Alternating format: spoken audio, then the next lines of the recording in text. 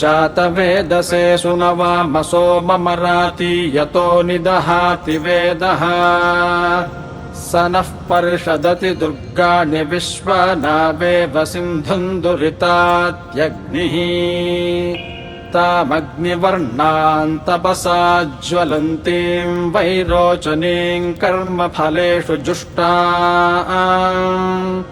दुर्गाम् देवीगुम् शरणमहम् प्रपद्ये सुतरसि तरसे नमः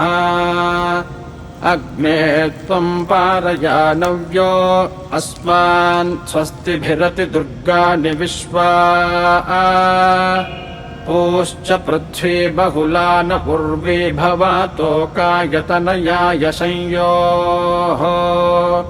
विश्वानिनो दुर्गः जातवेदः सिन्धुम् न नावा दुरितादिपर्षि